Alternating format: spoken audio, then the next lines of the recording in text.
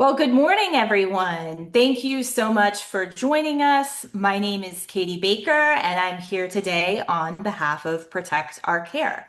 We are a national advocacy organization whose mission is to strengthen and protect healthcare, and we do so largely through events like this one. We do have a hard stop at 10:45 today, so I want to leave time to have questions for press. So I'm going to keep my remarks super brief. This is the 16th anniversary of the Affordable Care Act. And while there is much to celebrate in terms of how the ACA has expanded access to healthcare, this anniversary also comes amidst an unprecedented attack on healthcare that we saw through the passage of the big ugly law last year, which cuts $1 trillion from Medicaid and the Affordable Care Act in order to fund tax breaks for billionaires. And because it's Women's History Month, we are also highlighting a new report from Protect Our Care that lays out how the Republican attacks on against healthcare impact women. And I'm excited to have an all-woman panel today. And with that, I will turn it over to a true healthcare champion, Congresswoman Jennifer McClellan. Congresswoman. Thank you, Katie, and thank Protect Our Care for organizing today's very important discussion on this anniversary of the Affordable Care Act. I am Congresswoman Jennifer McClellan. I represent Virginia's 4th Congressional District, which is from the city of Richmond down to the North Carolina border. So I represent urban, suburban, and rural areas, all of which have benefited from the Affordable Care Act. So let me take you back 16 years. I was a member of the Virginia House of Delegates at the time. As a matter of fact, I was pregnant, the first member of the House of Delegates to be pregnant while in office. And so healthcare was top of mind. I was relieved when Congress passed the Affordable Care Act because our federal partners acted to help make healthcare more affordable. And as an expectant mother, I was particularly pleased to see the Affordable Care Act require all individual and small group health care plans to cover pregnancy, maternity, and newborn care as essential health benefits. Insurers could no longer deny coverage or charge more due to pre-existing conditions, which included pregnancy and breast cancer. Plans had to cover prenatal visits, preventative services without copays, including routine prenatal visits, gestational diabetes screenings, breastfeeding support, counseling, equipment, and more. I looked forward to Virginia expanding Medicaid and establishing our own healthcare exchange. Yet the Republicans in the majority at that time in the General Assembly refused to do so. After 8 years of fighting, enough Republicans joined us to expand Medicaid in Virginia in 2018. And within the first 8 months of Virginia's Medicaid expansion, over 300,000 individuals had enrolled. Now, over 500,000 Virginians, the majority of whom are women, enroll into Medicaid through the expansion program. Then, as a state senator in 2020, I was proud to finally pass legislation with then Delegate Mark Sickles to create the Virginia Marketplace, which opened for enrollment in 2023 and enrolled another 300,000 Virginians in that first enrollment period. As more Virginians gained health insurance, we saw health outcomes improve as they became connected to medical homes and received preventative and early care rather than showing up to emergency rooms when care was more expensive and often too late. This in turn took some of the economic stress off of our rural and safety net hospitals, some of which were at risk of closing before Medicaid expanded. Women particularly benefited. And as the new Protect Our Care report highlights, women have been able to start their own businesses and purchase insurance for themselves and their employees through the Affordable Care Act. And as someone who nearly died giving birth to my second child, I must say that the ACA, along with the improvements to Medicaid, helped us tackle the deplorable maternal health crisis here in the United States.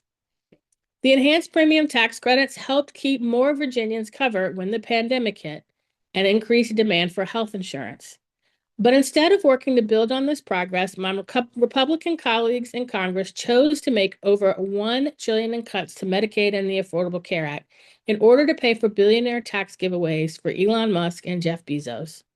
That's why I took on a 26-and-a-half-hour hearing as a member of the Energy and Commerce Committee to help fight these cuts. I'll do it again today because people's lives are on the line. Now, these healthcare cuts scheduled to take effect at the end of the year will hurt people who are most in need. For people on Medicaid, the burdensome work reporting requirements and more frequent redeterminations will lead to people losing their health insurance. And these are folks who will go uninsured because Medicaid is the only healthcare that they could afford.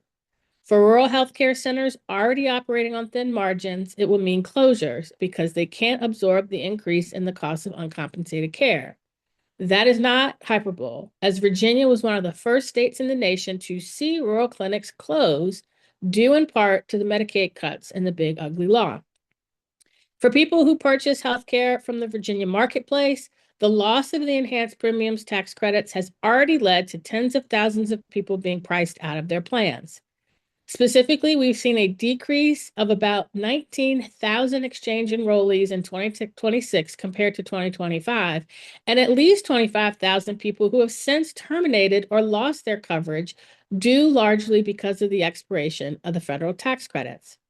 Because at a time when energy prices are skyrocketing because of Donald Trump's war in Iran, grocery and housing prices are skyrocketing because of Trump's tariffs and trade wars, too many people are having to choose which bills to pay and gambling that they won't get sick or injured.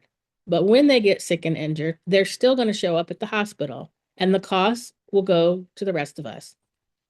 While I am thankful that my former colleagues in the Virginia General Assembly are doing what they can to help backfill some of the expired federal tax credit, it's really on Congress to undo these tax handouts and making corporations and the ultra wealthy pay their fair share and restore funding for both Medicaid and the Affordable Care Act. And I specifically call on congressional Republicans to extend the ACA tax credits and take action to help lower healthcare costs. That's why I'm proud to be fighting alongside all of you to undo the harm of the big ugly law, and I will continue to partner with organizations like those on this call to protect and expand access to healthcare. With that, I'll turn it back over to Katie. Thank you so much, Congresswoman. And Congresswoman McClellan has been sounding the alarm all through last year. I think you've probably done close to a dozen events with us, traveled all over the state, including to Tazewell last summer. And so we're just going to keep beating the drum and sounding the alarm until we're able to get these cuts restored one way or another. And next, we will have Ashley Kenneth, the president of the Commonwealth Institute, who has just been a tremendous partner to protect our care and is doing some incredible work at both the state and the federal levels. Ashley. Thank you. Good morning, and thank you for the invitation to join you today. My name is Ashley C. Kenneth. I am the president and CEO of the Commonwealth Institute for Fiscal Analysis, a nonprofit and nonpartisan organization that works to advance racial and economic justice in Virginia through research, analysis, and advocacy. Here at TCI, we know the fight for gender justice is inextricably linked to racial and economic justice because low-income women, Black and Brown women, Indigenous women, and immigrant women are hit hardest when politicians make cuts to healthcare. As others have already mentioned today, H.R. 1 made significant cuts to healthcare, specifically when it comes to Medicaid expansion. And Republicans in Congress allowed the enhanced premium tax credits to expire, leading to rising and unaffordable ACA healthcare premiums for many. One thing that is often missed is that here in Virginia, 33% of Medicaid expansion enrollees are Black, even though our community is just 20% of the state population. Additionally, there are more women than men who are currently enrolled in our state's Medicaid expansion program, 53% to 47%. Medicaid is a lifeline for many, but it is especially important for women. The program is critical for reproductive health care, covering 41% of childbirths in the nation and 35% of childbirths in Virginia in 2023. Research from Georgetown found that states that have expanded Medicaid, such as Virginia, saw an increase in women seeking preventative care services like well woman visits, domestic and interpersonal violence screenings, and breastfeeding support. That's why we celebrate the Affordable Care Act, which made Medicaid expansion a reality in Virginia and many other states. In addition to increasing healthcare access through Medicaid expansion, the Affordable Care Act is currently protecting women from discrimination based on our gender. ensuring we do not pay out-of-pocket costs for preventative services like cervical cancer screenings, and requiring plans to cover maternity care. Before the ACA, these were protections that were not guaranteed. So even if someone was fortunate to have insurance, it did not necessarily mean they had a plan that met their needs. I want to end my remarks with one of the most important statistics as we recommit ourselves to the fight to protect the progress the Affordable Care Act has made for women over the last 16 years. In 2010, the uninsured rate for adult women in Virginia was 16%. The most recently available data shows that the uninsured rate for adult women in Virginia is at 8%. That means, thanks to the Affordable Care Act, we were able to cut the uninsured rate for non-elderly women in Virginia by half. But that progress is all in peril due to H.R. 1's healthcare cuts. That's why TCI is so thankful to Congresswoman McClellan for all she is doing to fight tooth and nail to reverse these damaging cuts to healthcare. Our organization will continue to partner with Congresswoman McClellan at the federal level, while also continuing our fight at the state level to pass a budget that will partially backfill the loss of the enhanced premium tax credits, which are forcing people to drop or downgrade their health coverage due to skyrocketing premiums. Thank you so much, and I'll pass it back to Katie. Thank you so much, Ashley. And just to build on your work that you're talking about in the state legislature, I did a press event. I think I probably had some reporters here who came a few weeks ago with Chair Willett and Chair Favola, the two health chairs of the state legislative committees.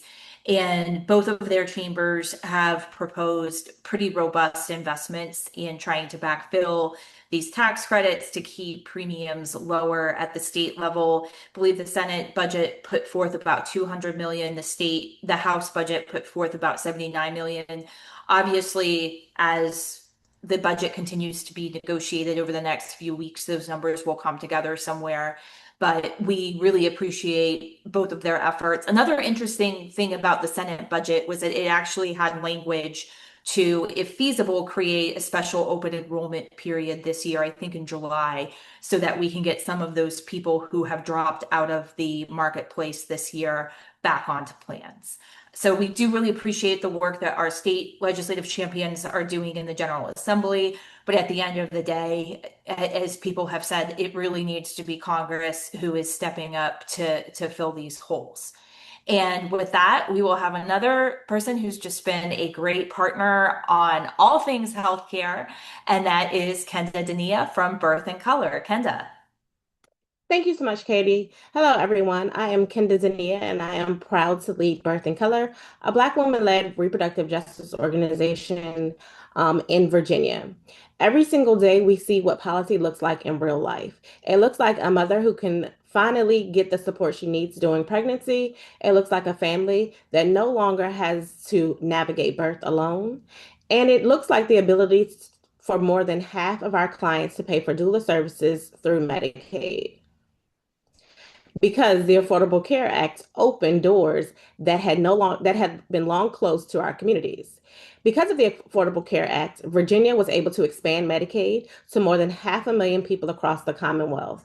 And in 2021, reproductive justice champions in our legislature, including at that time, State Senator Jennifer McClellan, took that progress even further. They passed a budget that added doula care services to be provided by Medicaid.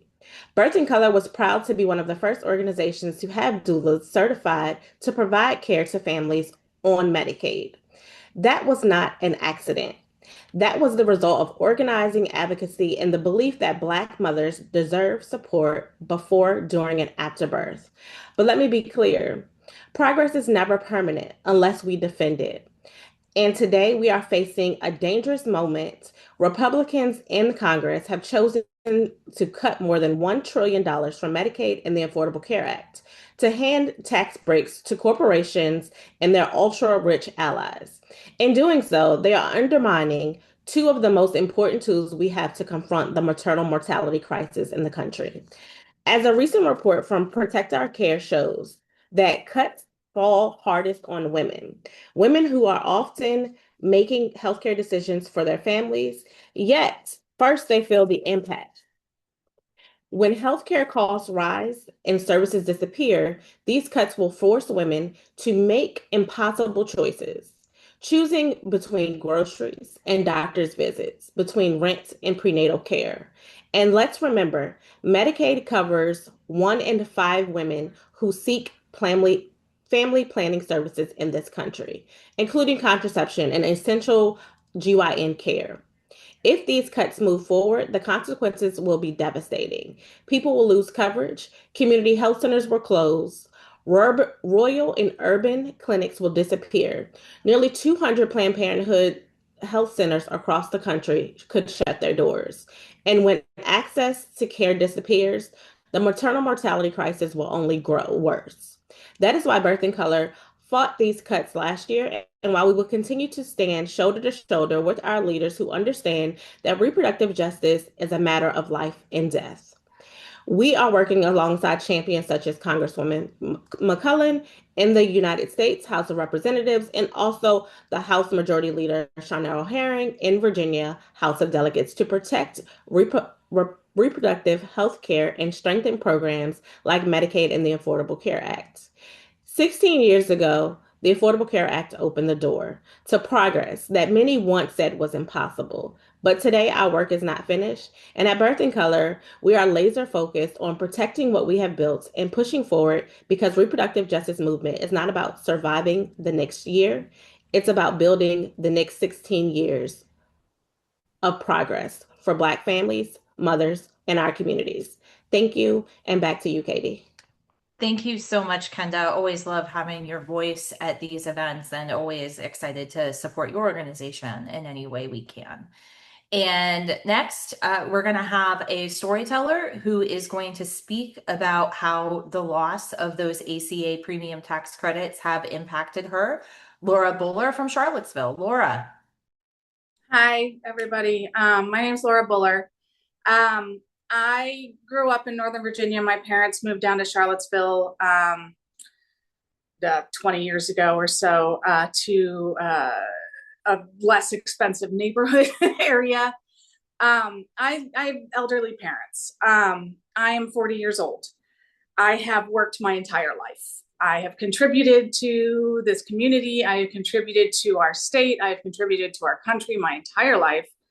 And I have spent many, many, many of those years just simply uninsured because I could not afford it. When the ACA was passed, I was actually living in New York trying to get my foot in the door in the marketing industry.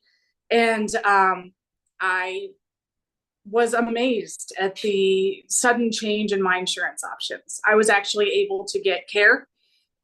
There were many issues that I had been putting on the back burner that I was able to finally address. And I believe without that assistance, I would have been hospitalized multiple times. I'd probably be in significant financial debt at this point due to health issues.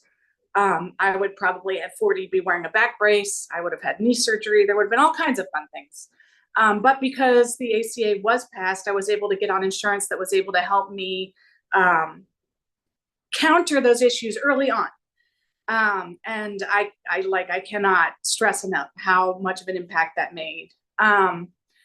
I am a dog groomer. I work at a small business here in town. And I, during COVID, moved in with my parents. My father's immunocompromised. They are both elderly. And my father last year was diagnosed with Alzheimer's. He is progressing and will need full-time care probably by the end of this year. Part of my goal over the last couple of years has been trying to get to a point where I have significant flexibility in my schedule. I can take time off as needed. I was hoping to be able to go down to part-time work so that I can part-time care for him, since we are not able to afford full-time care for him. And it's not fair to put all of that on my senior mother. With this, my premiums, I've been on the ACA. I have qualified for the assistance. Last year, my monthly health costs were, my insurance was $15 a month. It has gone up to $115. That is roughly 1/3 of my monthly grocery budget, which is insane. I used to be able to feed 2 people on that amount, but That is what it costs now to feed one person in a fairly healthy. I don't even eat meat, so that's that's pretty small for a budget. And so that's what it does is it takes away from most of what I was able to put aside for savings, for emergencies, for my future, which, you know, is people my age. I guess I consider an elder millennial. People my age are struggling to save for retirement. I am not sure I will be able to retire at this point if things keep happening this way. And I am facing having to keep taking on more and more clients and more work, working 9-hour days, 5-6 days a week. And that is, it's unsustainable. And it adds to significant concerns as far as care goes. My boss is a small business owner. She originally was able to offer some insurance options, and the conversation has now turned to nobody being able to afford that. And having to have full conversations as a business, her helping her employees try and figure out and navigate the ACA that is available to them because she is unable to offer that anymore. And that is huge because small businesses, especially in this town, struggle. And this is only causing them to struggle more. It's hard to keep employees if you can't offer them incentives like health insurance. It is hard to keep employees who have physical labor jobs. My job is extremely physical. If they can't afford physical therapy, injury prevention, regular checkups. And now that I'm 40, I have to look at things like mammograms and additional care. My care costs are going to keep going up as a woman in my 40s, in my middle age. And I had to have a conversation with my PCP recently about what I could afford on my insurance as far as those things go, what tests will be coming up that I need to consider and possibly save money for, because I will not be able to afford them on my insurance, or my insurance will not be able to cover them fully. It's a significant impact. I know it is not a problem. I know it's a problem for all of my coworkers. It's a conversation we have often.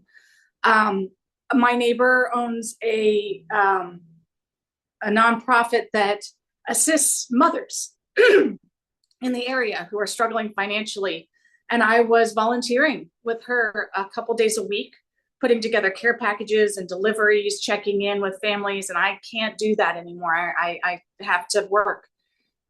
So my ability to assist my own community has been greatly impacted. And that's huge because our communities right now are relying on each other more than ever. So this has been such a significant impact on me, my lifestyle. I feel like it's been an impact on my community, and there's a lot of uncertainty in the future on what I'll be able to provide for my parents as far as care goes, what I'll be able to afford for myself as far as care goes. And our hospitals, I mean, I live in a town with huge, well-known hospitals, and they are out of beds. So like those people are also struggling, and it's just continuing to increase hospital costs and increase costs for everybody. And I'm frustrated. And I think a lot of people are frustrated with these choices.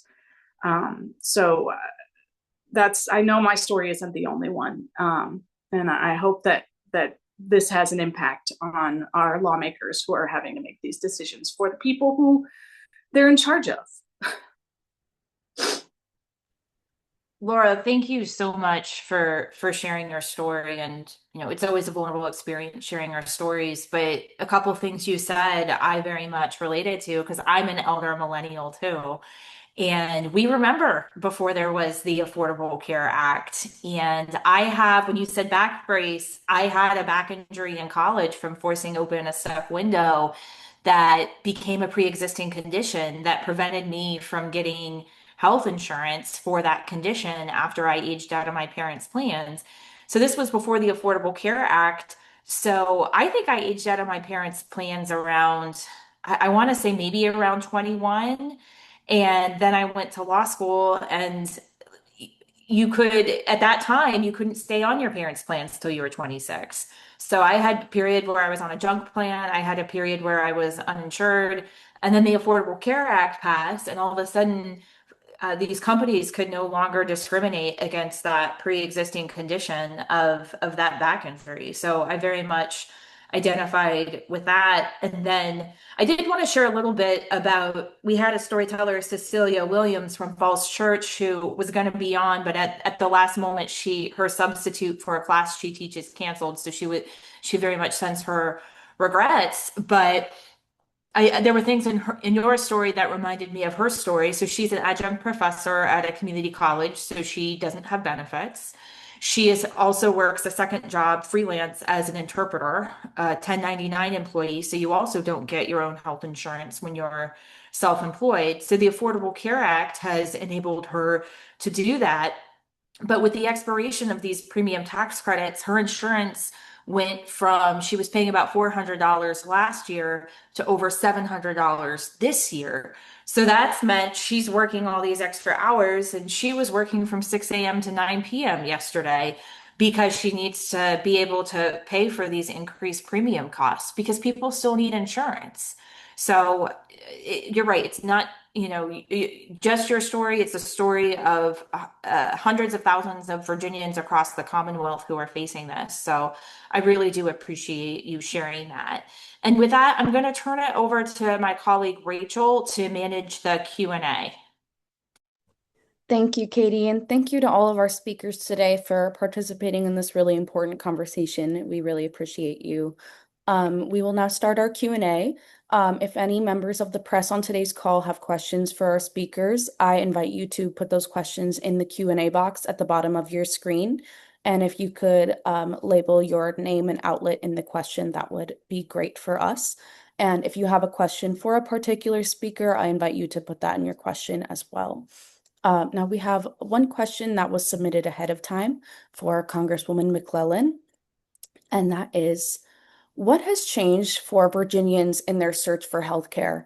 Have there been adverse effects from cuts across the board? What are the long-term implications? So first, I want to remind everyone that with the Affordable Care Act, with Medicaid expansion and the Virginia-based exchange, we've got over 500,000 Virginians who are covered through those plans. And that has made the difference, as some of the stories that you have heard about being able to worry about your care and not how you're going to pay for it, frankly. Now, since the enhanced premium tax credits expired, even though congressional Democrats and finally a handful of House Republicans voted to extend them, that bill's still languishing in the Senate. And when the credits expired, we saw the enrollment decrease in the Virginia exchange by about 19,000. And we've seen about 25,000 people terminate their coverage altogether because they just can't afford it anymore. And I've heard stories all across Virginia of people who, they either have kept their plan and are now paying sometimes double or triple in the premiums. I have one constituent who his wife and his daughter, their plan went from about $600 a month to over $1,000 a month. I have another constituent whose plan went from about $92 a month to over $1,000 a month. And that's just unsustainable when you're seeing gas prices, grocery prices, housing prices, childcare prices, everything else going up. And too many people are gambling. I'm just going to hope that I don't get sick.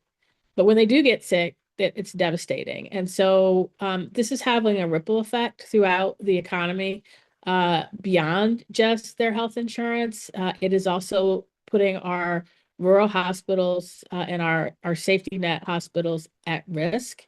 There's 6 hospitals in Virginia that are at risk of closing because of the financial stress once the Medicaid cuts take effect at the end of this year. And we've already seen 3 rural providers in Virginia close, specifically citing the Medicaid cuts as to why. So I'm very concerned. Not only is this the impact that it's having on individuals who now either don't have health insurance or can't afford it, but in some of these areas where these providers are closing, they're one of the largest employers. And so now you have even more people unemployed, and then they don't have health insurance. And so it's just a ripple effect that is hurting everybody. Thank you, Congresswoman McClellan. We have a follow-up question for you from Mike Barber from Seville right now, and that is, what is being done by Democrats in Congress to counter these cuts? What can be done going forward? So we passed a bill in the House through a discharge petition with a handful of Republicans who recognize healthcare should not be a partisan issue. We passed a bill to restore the tax credits in the House. It is sitting in the Senate. They need to pass it. There is also legislation to reverse the Medicaid cuts. We have not been able to get that to the floor in the House, but we're pushing for it. And again, this shouldn't be a partisan issue because there are more people in areas that Donald Trump won, states that Donald Trump won, who stand to lose their health insurance. And so this shouldn't be a Democrat or Republican issue. It should be a bipartisan issue where we can restore these cuts before they take effect in December.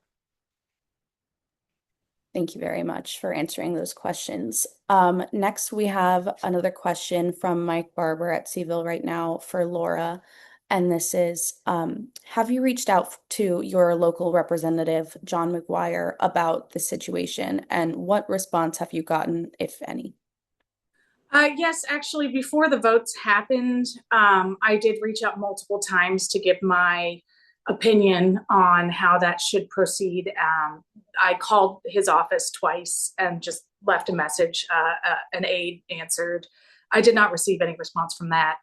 And then after it passed, I did call again to express my disagreement and frustration. Again, the message was taken, no response. And I sent a letter and I received a very formulaic letter back that essentially, I don't have it with me, but the gist was that he was doing his best to support the needs of his constituents, which was an absolutely ridiculous response to me. So that, I mean, it just does not feel like McGuire specifically has any interest in people like me, and certainly not in personalizing the experience of interacting with people like me, or I imagine many of his constituents who are in my position. Thank you very much for answering that. Next, we have a question from Joe Dodson, apologies, with Courthouse News. This is, Virginia lawmakers are putting money in the budget to backfill. How big of a gap will remain? And this is for any speaker who can weigh in on this. Yeah, I'm happy to jump in unless someone else wanted to. So we don't have a final number yet, as Virginia lawmakers are still negotiating that budget. My understanding is the Senate budget, which invests the 200 million, would cover those tax credits for everyone up to 400% of the federal poverty line. So the people where the gap would be the folks who are making above 400% of the federal poverty line. What the enhanced premium tax credits did was it removed that income limit. So people making above 400% of the poverty line could qualify for the EPTCs, as long as they weren't spending more than 8.5% of their income. It limited it so that people wouldn't spend more than 8.5% of their income on those tax credits. So the result was about 90% of people were qualifying for these tax credits based on their income, including a lot of middle income and even upper middle income earners. So it does a lot, but again, we don't have a final number, and it would leave those folks behind who were getting the tax credits before, who were above that 400% level, but it's still doing, if they land on something closer to the Senate budget, it's still doing a tremendous amount to try to backfill those losses. But again, I would just reiterate that this really is the federal government and Congress's issue to fix. And all that money that state lawmakers are willing to put to try to backfill those tax credits is money that could be going toward other priorities for Virginians.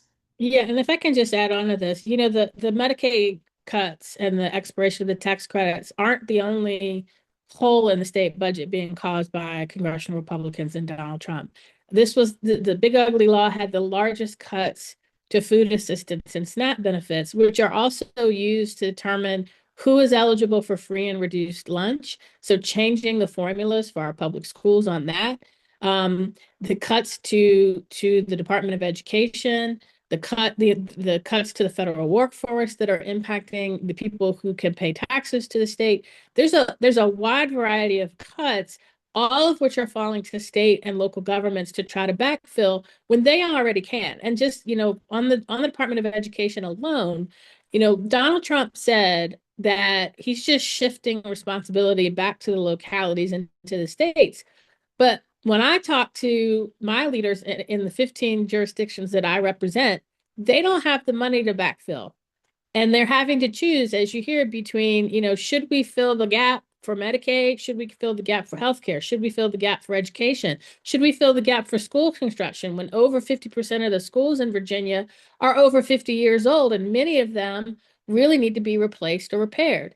And so we're putting too much of a burden on our state and local governments because congressional Republicans specifically, decided it was more important that people who make over $500,000 a year should have a tax credit so they can buy a new boat. Or Jeff Bezos or Elon Musk can get yet another tax credit. Their priorities are all wrong. And as a result, you have hardworking Virginians like Laura, like Kenda, like, 500,000 people who are having to choose between, do I pay for health insurance or I pay my electric bill? Do I pay for groceries or do I pay for childcare? And the priorities are wrong. And we need to put the American people first, hardworking American people first. Can I have one little impact on that? As somebody who's actually been facing that gray area, that gap.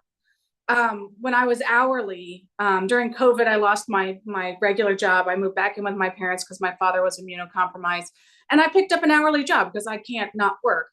And when I was faced, so I was on Medicaid at the time, because I started part-time and I worked my way up back to full-time. Then I went into the ACA, and then I had to have a conversation with my boss about a raise.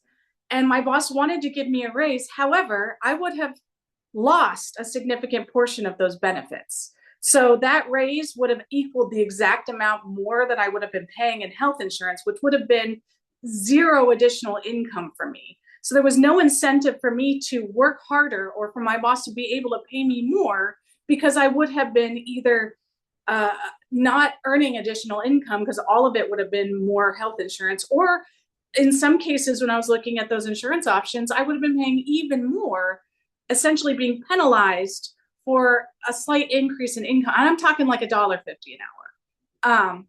And that gap that's such a huge number of people that sit in that sort of middle area and have to decide, do I just not work as much? Do I not take a raise and just keep working for this pittance, and rather than having to work more to make more money for less of an income? And that is such a dystopian place to be in, to have to decide, is it worth it for me to continue on this career path without additional benefit? And I have had to, I had to have that thought, like, is it worth it for me do I need to reduce my hours at this rate so that I can stay in the ACA and not lose money just because I happen to be rewarded for doing my job well? That's all I had to say about that. Thank you, Laura. And we have time for another question or two. So next, I have a question from Nathan Alderman from Seville Weekly. This is for the entire panel.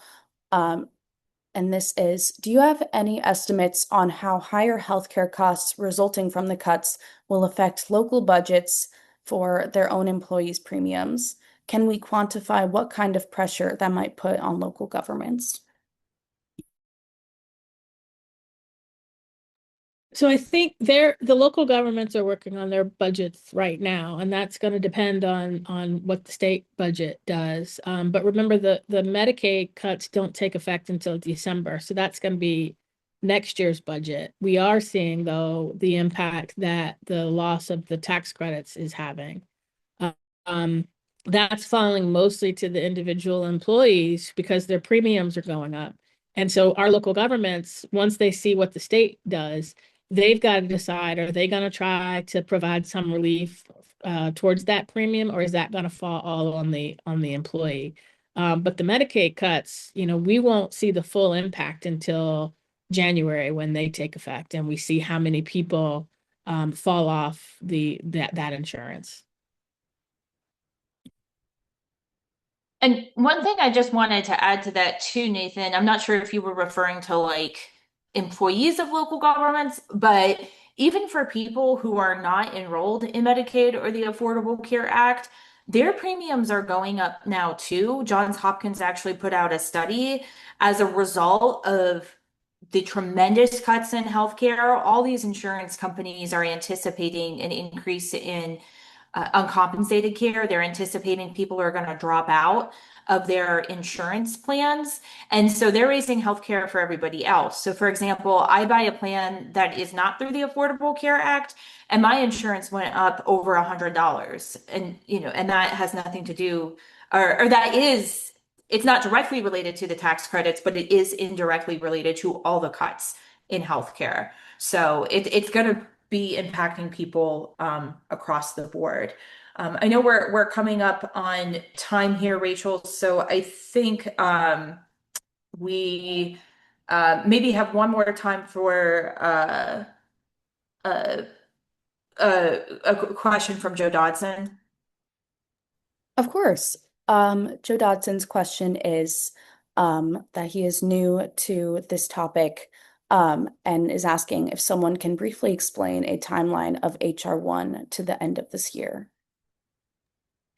Yeah, so the Medicaid cuts under HR 1 take effect December 31st or January 1st. So they will take effect for the 2027 coverage year. The ACA tax credits have already expired. They expired back in September. And so those premium changes have already been seen, and that's why you've seen so many people when they did open enrollment this year, either drop off, didn't enroll, or they've already dropped their coverage. But the big cuts are coming next year. Thank you very much, Congresswoman McClellan. With that, that concludes our Q&A portion, but I do invite any of our press on today's call, if you have a follow-up question, to please reach out to Katie after today's call, and she will help you with whatever you need. And thank you very much. I will turn it back to you, Katie. Thanks so much, Rachel. Thanks for your help monitoring that. And I just want to thank Congresswoman McClellan and all of our panelists for your voices today, for your time today, as we discuss this really important issue on this anniversary of the Affordable Care Act. And just wanted to flag for reporters a couple of things I wanted to make sure you had from me. One, there is a link to Protect Our Care's new report on how all the Republican cuts are impacting women specifically. That is linked to in the media advisory. So if you have the media advisory, you should have that report.